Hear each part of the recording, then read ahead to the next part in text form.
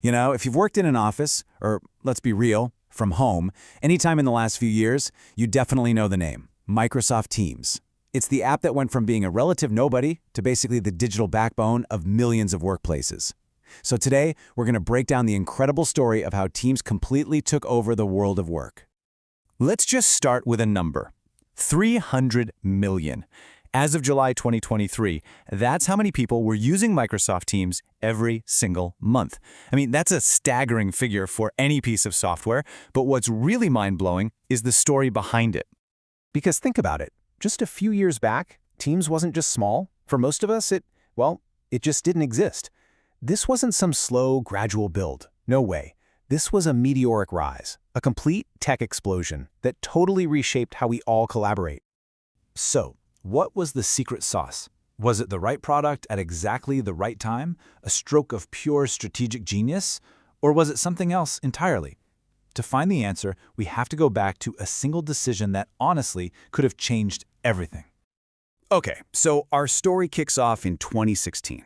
At the time, the world of workplace chat was pretty much dominated by this super fast-growing, much-loved startup called Slack. And Microsoft was facing a massive, multi-billion-dollar choice.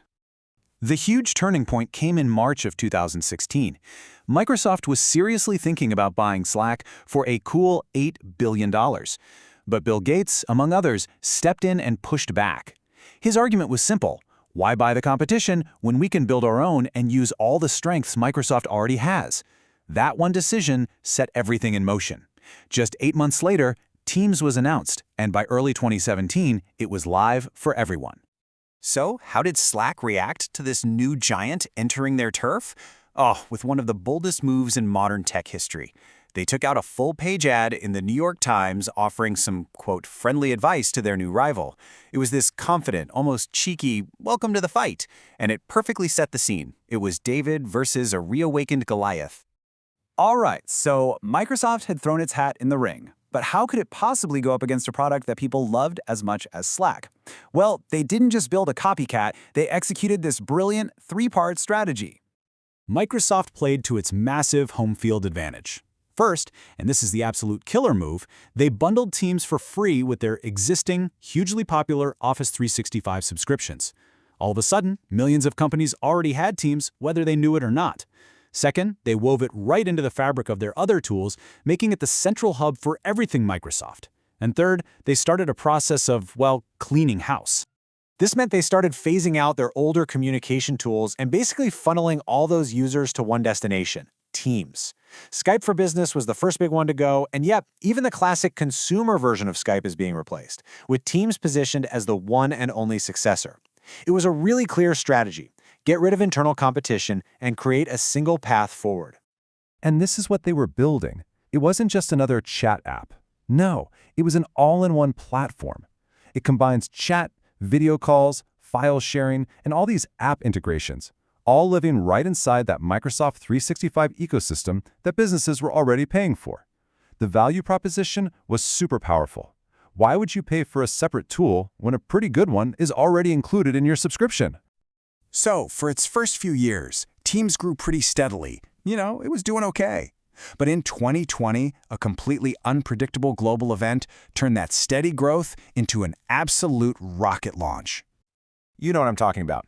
The COVID-19 pandemic sent millions of workers home basically overnight. Suddenly, the need for remote collaboration tools wasn't just a nice-to-have, it was an absolute necessity. And Teams, already installed on countless corporate computers, was just perfectly positioned to meet that insane demand. The numbers here tell the entire story. I mean, look at this. In November 2019, Teams had 20 million daily users. By the end of April 2020, that's just 5 months later, that number had exploded to 75 million. The growth was just unlike anything the corporate software world had ever seen before.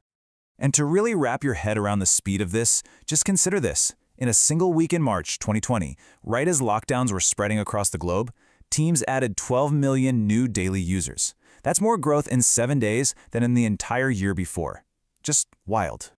It wasn't just about the number of users either. It was about how much they were using it. The world wasn't just downloading Teams, it was living on it. 4.1 billion meeting minutes in a single day. The digital office had officially found its new headquarters. So, this explosive growth cemented Teams as this dominant force in the workplace. But, as you know, with great power comes great scrutiny.